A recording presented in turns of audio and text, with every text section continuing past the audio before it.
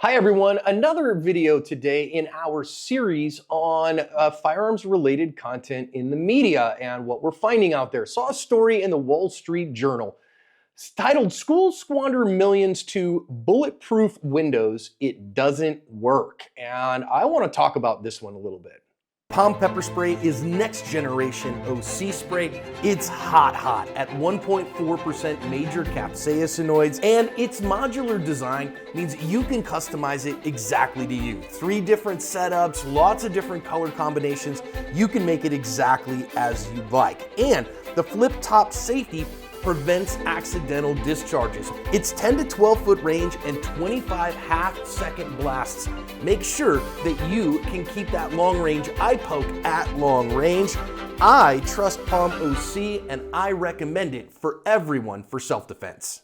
Now, mea culpa, I use Apple News Plus, and so I have a subscription to Apple News Plus, so I was able to read this story in my news. I'll put a link there. If you have Apple News Plus, you can. The Wall Street Journal article is behind a paywall, so I put a link to that as well, but unless you have a subscription to the Wall Street Journal on their website, it won't let you read it. I am going to give you the kind of gist of things here, and if you've got one of those subscriptions, you can go read it and get all of the details on it. But I want to kind of give a little bit of insight and background on this stuff because there's some deceptive marketing practices that's going on here. And you know, I mean, people taking advantage of government bureaucracy in order to sell them products that they don't need and can't really use. It's a shocker, right? I know that that's going to shock you, but that is absolutely what's happening here. So what we've seen is, of course, is people want to protect their children. And there are some states such as Utah and Texas who have recently passed legislation that says that either with glass improvements or with some film coverings that they have to make their windows or bulletproof or bullet resistant windows. And so there's a whole bunch of marketing now of people going, aha, if you stick our film on your windows in your schools, that it will make those windows bulletproof, and therefore you can meet these new guidelines and you buy our stuff at the cost of millions of dollars for your school district, and aha, you've met the law and your children are safer against these kinds of attacks. Okay.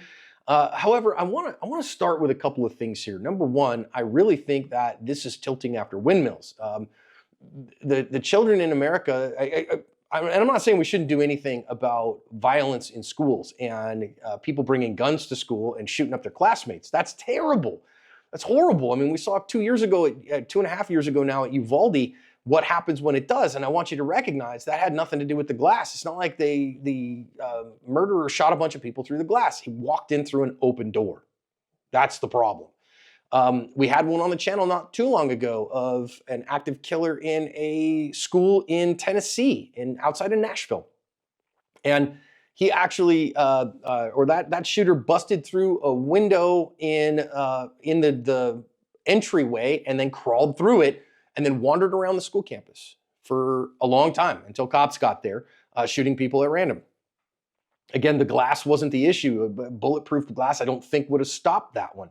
Marjorie Stoneman Douglas High School, the shooter was outside at the beginning and then walked into the building with the gun in a duffel bag when students were leaving campus or transitioning campus. So that's what we find. So I think that the idea, first of all, of bulletproof glass being a preventative measure, I just don't see it being a very useful one. I think that there's millions and millions of dollars being spent here that is security theater, and I'm against security theater.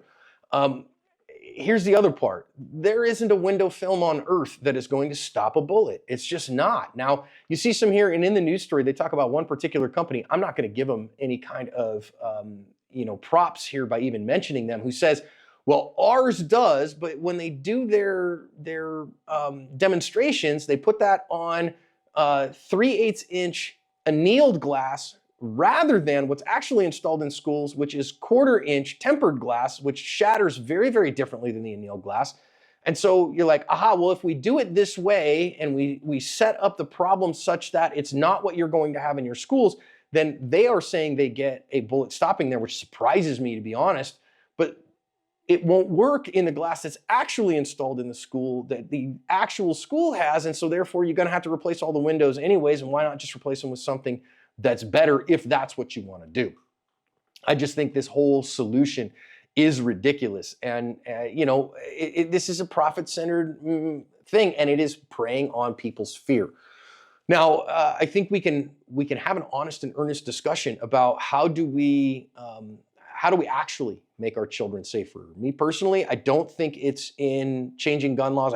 Certainly don't think it's in buying film and putting them on the windows of schools. I don't want my schools to look like a prison. I don't. So I do think that if you say, hey, we want to have some film on the windows so that in the case like the shooter in Nashville, Tennessee, it delays their entry.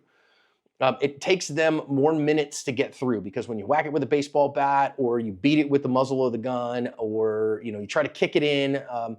Now, of course, in Uvalde's case, the door was propped open. And so that's not going to help anybody, and that's not going to stop anybody. And if schools do that, and that's where your real problem is the human factor, well, then no security measures on earth are going to help.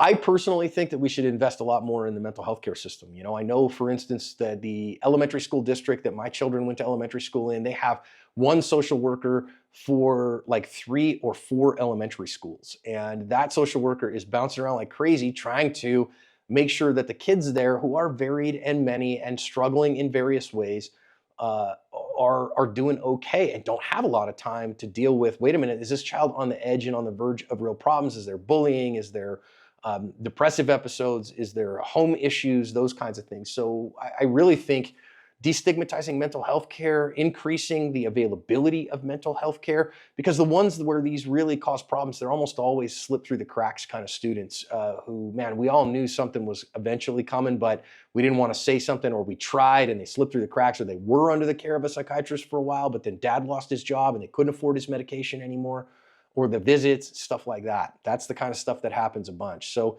I honestly think it would take a big investment in the mental health care system in America to really see a change there. And I think that's one we should really talk about personally. Glass, I just don't think it's going to do anything. I don't think these films are going to work, because that's not how ballistics works. But you can go check the news story and see all about it if you want. I think this is this kind of story. They come and they do a demonstration. They do that demonstration and make it look like it's going to work, and then it doesn't.